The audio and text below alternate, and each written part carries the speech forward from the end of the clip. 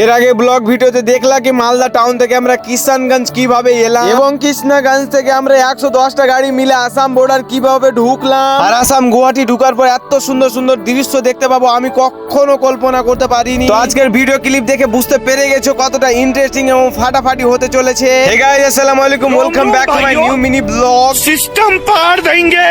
আর Kishanganj overfly হয়ে আমরা বেরিয়ে যাব, তারপরে চোপড়া স্ট্যান্ড করে শিলিগুড়ির রাস্তা ধরে আই চায়ের বাগানের মজা নিতে নিতে আমরা এগিয়ে চলে এলাম ফুলবাড়ির কাছাকাছি। আর এখানে সমস্ত গাড়ির সঙ্গে একসঙ্গে হলাম। আর দেখতে পাচ্ছ প্রথমে গাড়ি আছে গৌসলদার, ওই গাইড করে নিয়ে যাচ্ছে সব গাড়িগুলোকে এবং এখান থেকে আর বেশি দূর না, ফুলবাড়ি প্রায় 20 কিলোমিটার। আর ওভারফ্লাই হয়ে মহানন্দা ব্যারিজ ঢুকতে আমাদেরকে স্বাগতম করে নিল, thank you for visit Mahananda barrage. তারপরে জলপাইগুড়ির রাস্তা ধরে বেরিয়ে যাচ্ছি একে একে করে গাড়ি নিয়ে। আর দেখতে পাচ্ছ যে আমাদের গাড়ির সামনে লেগে আছে তুষারের গাড়ি এবং টিকাটলি মোড় ক্রস করে আমরা ঢুকে গেলাম ইন্ডিয়ান হোটেল রেস্টুরেন্টে। এখানে আলোচনা হচ্ছে কে খাবে কে খাবে না ওটা নিয়ে, এবং অনেকজনে বলছে কি এখানে খাবো না, লাইন হোটেলে খাবো, যেটা ফেমাস এখানকার ঢাবা আছে ওই ঢাবাতে যাব। আর 2 কিলোমিটার দূরে এসে পাঙ্খা ঢাবাতে ঢুকে গেলাম, যেটা টিকাটলি মোড়ে এটা ফেমাস ঢাবা আছে। আর কে কে এই ঢাবাতে খেয়েছো অবশ্যই কমেন্ট করে জানাবা।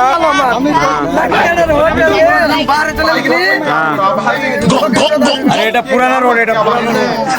এবং এখানকার সমস্ত কিছু জানাচ্ছে গৌসলদার ডিটেলসে, এটা কোন রোড আছে আর এটা কখন ওপেন হয়েছিল এই ঢাবাটা। তারপরে ঢাবার ভিতরে এসে কিন্তু আমরা খাওয়ার অর্ডার দিয়ে দিয়েছি। আর দেখতে পাচ্ছ যে আমাদের খাওয়ার চলে এসেছে রাতে, এবং রাতের আইটেম গুলো দেখতে পাচ্ছ খাবারের কি কি আছে, রুটি আছে, তড়কা আছে আর ডিম আছে। আর শেষের দিকে আর শেষ মুহূর্তটা দেখাচ্ছি কি রকম লাগলো, বাড়ির মতন খেতে।